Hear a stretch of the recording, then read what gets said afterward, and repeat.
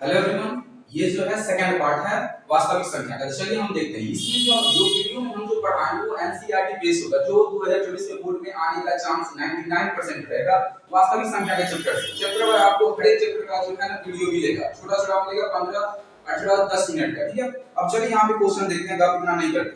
देखिए पहला क्वेश्चन आपको दिख रहा है कि अभाज्य गुणनखंड विधि से 12 15 21 का एचसीएफ एलसीएम ज्ञात करना है। कुछ नहीं करना है आपको, जो नंबर डाला हुआ है पहला नंबर सवाल सॉल्यूशन करेंगे हम। मतलब आपको लिखना इतना खतरनाक तरीका से है कि मतलब चेक करने वाले को लगे कि कोई हमें पढ़ा रहा है या कोई हमें समझा रहा है। इस तरीका से लिखना है जिससे उनको लगे कि हमें कोई समझा रहा है। ऐसे नहीं कि घस घस देना, अच्छा से लिखना है। तो क्या क्या नंबर है? 12 15 और 21। इस नंबर का जो है अभाज्य गुणनखंड विधि से जो है ना मौसा और लौसा निकाल। तो सबसे पहले आप अभाज्य गुणनखंड करने का सिंपल तरीका है कि सबका एलसीएम ले लेंगे आप। ठीक है, अब देखिए 2 से लगाएंगे, 2 6 के 12, फिर 2 से लगाएंगे, 2 3 का 6 और 3 एकम 3। अब देखिए यहाँ पे 3 से 3 पंचे 15 और 5 एकम 5। इसमें देखिए किसी से लगेगा 3 से, 3 सत्ते 21, 7 एकम 7। अब यहाँ पे गौर से देखिए कि 12 बराबर क्या क्या अभाज्य गुणनखंड बना है 12 का। तो जिस जिस से इसमें भाग लगाकर 2 मल्टीपल 3, और यहाँ पे 15 का अभाज्य गुणनखंड क्या क्या बना है 2 मल्टीपल 5, और 21 का क्या क्या बना हुआ है 3 मल्टीपल 7। आपको जब भी 2 या 2 से अधिक नंबर देकर उसको बोले कि अभाज्य गुणनखंड विधि से लॉस और मौसा ज्ञात करना है, आपको सिंपल एलसीएम लेके एलसीएम को रख देना है। अब देखिए एचसीएम कैसे चुनाएगा।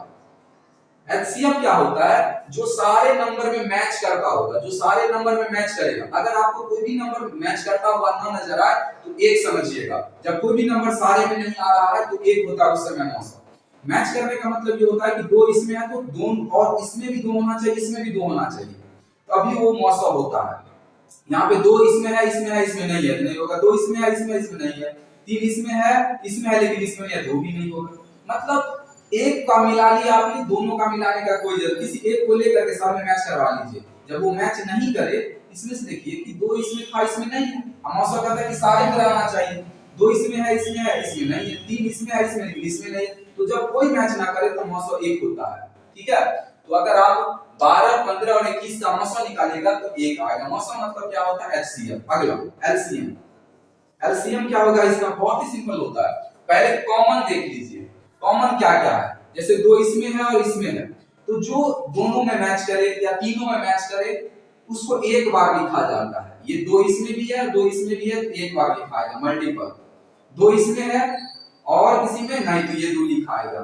3 है किसी और में, हाँ यहाँ पे है, तो ये दोनों मैच कर गया तो 2 बार 3 नहीं लिखेंगे, जो मैच कर जाएगा वो एक बार। अगला देखिए, अब क्या बच गया? 5 किसी में है नहीं तो भी लिखाएगा, 7 किसी में है नहीं है तो भी लिखाएगा। तो एलसीएम कैसे चुनते हैं? जो सभी में होते हैं कॉमन उनको लिखा जाता है, जो किसी में मैच नहीं करता उनको भी लिख दिया जाता है। जो मैच करेगा उसको एक बार लिखेंगे और जो बच जाएगा सारे को लिख देंगे मल्टीपल करके। सबको गुना कर लीजिए, 2 दूनी 4, 4 तिया 12, 12 पंजे 60 और 60 साथ कितना होता है 420। तो इस तीनों नंबर का मौसा 1 और एलसीएम जो है 420। आई होप आपको ये समझ में आया होगा। अगला देखिए, अगला है 3/3/8 का दशमलव प्रसार ज्ञात कीजिए। अब देखिए अगला क्वेश्चन जो है 3/3/8 का दशमलव प्रसार हमें निकालना है। तो बहुत ही सिंपल है ये, इसको हम कहते हैं मिक्स फ्रैक्शन, मिश्रित भिन्न है। इसको हमें जो है डेसिमल के फॉर्म में दिखाना है, इसका दशमलव प्रसार हमें बताना है, दशमलव के फॉर्म में रखना है इसको। तो ये तभी दशमलव के फॉर्म में जाएगा जब ये साधारण भिन्न में बनेगा, क्योंकि इस टाइप के फ्रैक्शन को हम अभी भाग नहीं दे सकते, पहले साधारण बनाएंगे। मिक्स क्या होता है? अगर ऐसे करके लिखा होगा इसको कहते हैं मिश्रित भिन्न, और अगर कोई सिंपल बट्टा करके लिखा हुआ है इसे हम कहते हैं साधारण भिन्न, सिंपल भिन्न।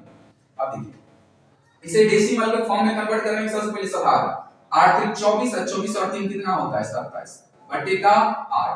कैसे कन्वर्ट होता है? इस दोनों का मल्टीपल होता है, ऊपर वाला को जोड़ के लिखा जाता है, नीचे में जोड़ रहेगा वही। अब इसको भाग दीजिए।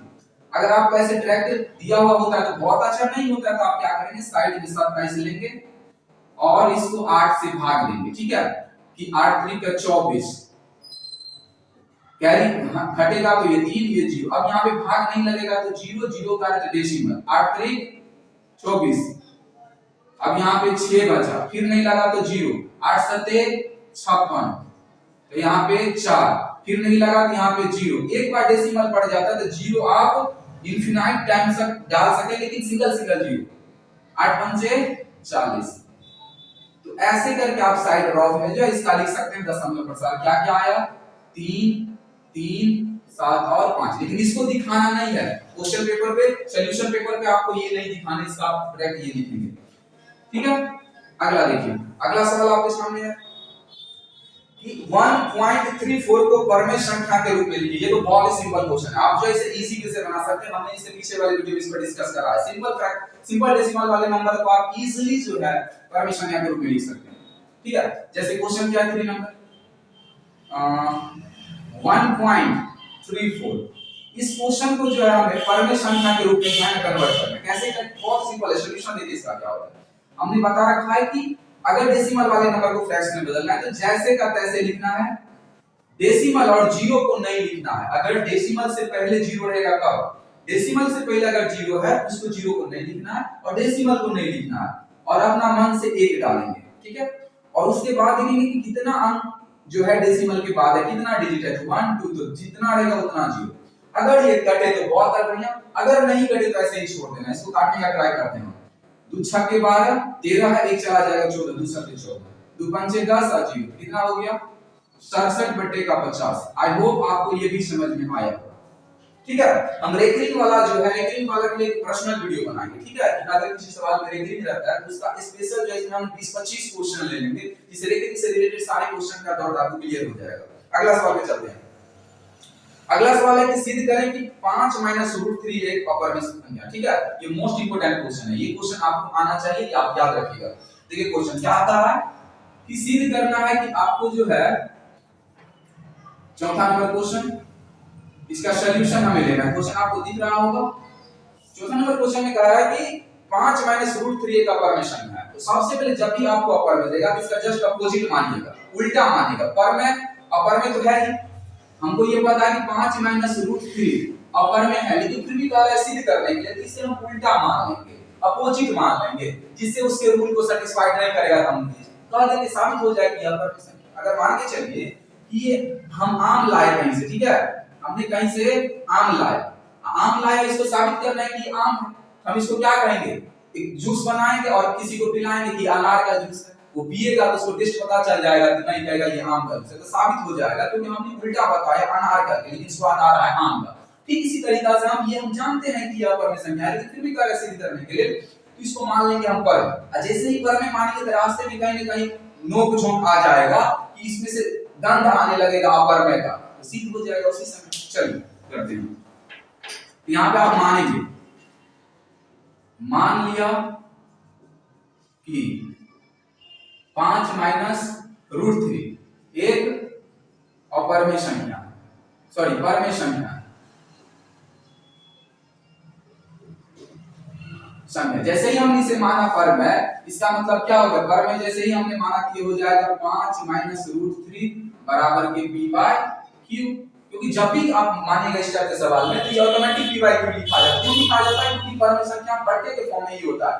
अगर ये 5 है तो ये भी एक परमेय संख्या, क्यों इसके बट्टा में कुछ नहीं है, इसको p कहा जाता है, इसको q कहा जाता है। आई होप आपको ये समझ में आया। चलिए डिब्बा में नोट लिखा जाता है, वो क्या लिखा जाता है देख लीजिए। आप याद रखिएगा यहाँ पे p और q, p और q एक अभाज्य संख्या है, सॉरी p और q एक सह-अभाज्य संख्या है, सह-अभाज्य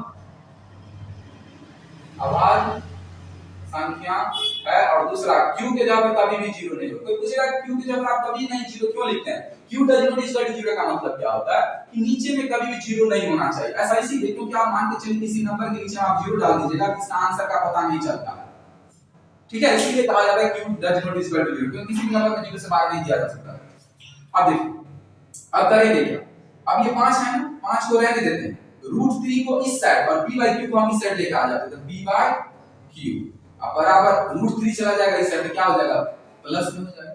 अब जरा गौर कीजिए, ये क्या है, परमेय संख्या और बट्टा में ये नंबर है, ये भी होगा परमेय संख्या। अगर परमेय संख्या में से अगर आप परमेय संख्या घटा दें तो निश्चित 100% सिक्योर है कि वो परमेय संख्या ही होगा। चलिए मैं आपको बताता हूं। जैसे मान के चलिए 5 परमेय संख्या, इसको भी हम मान लेते हैं कि यहाँ पे 10 रहा होगा और यहाँ पे 5 रहा होगा, तो काटेंगे तो 5 दूनी 10, तो 5 और यहाँ पे 2, तो 5 से 2 गया तो 3, तो 3 परमे संख्या है कि नहीं।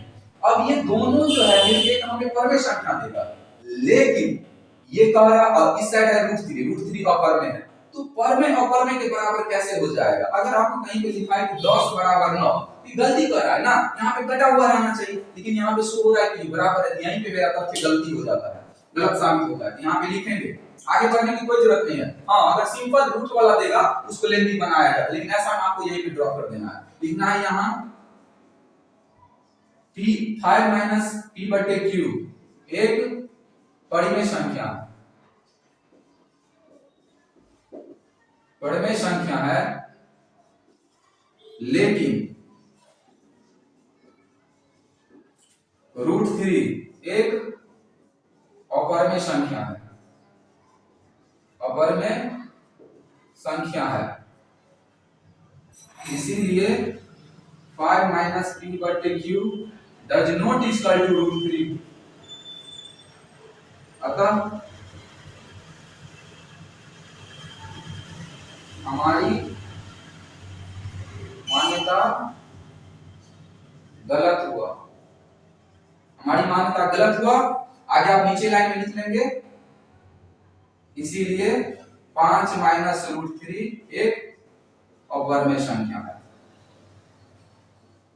अपरिमेय संख्या हो गया। तो इस टाइप के सवाल को आपको इतना ही ड्रॉप करना है, क्योंकि ये 2 से 3 नंबर में आपको देगा। चलिए नेक्स्ट सवाल पे चलते हैं। नेक्स्ट सवाल क्या है देखिए, नेक्स्ट सवाल में कह रहा है कि अभाज्य गुणनखंड विधि से 510 और 92 का मौसा और लौसा ज्ञात कीजिए। सेम सवाल इसी टाइप का है यहाँ पे।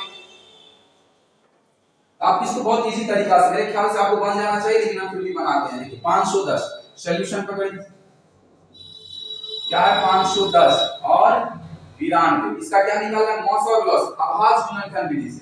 तो सबसे पहले आप लघुत्तम लेंगे, ठीक है, 2 से काटेंगे, 2 दूनी 4, 1 चला जाएगा, 11 हो जाएगा, 2 पंचे 10, 11 का 1 चला गया, 2 पंचे 10।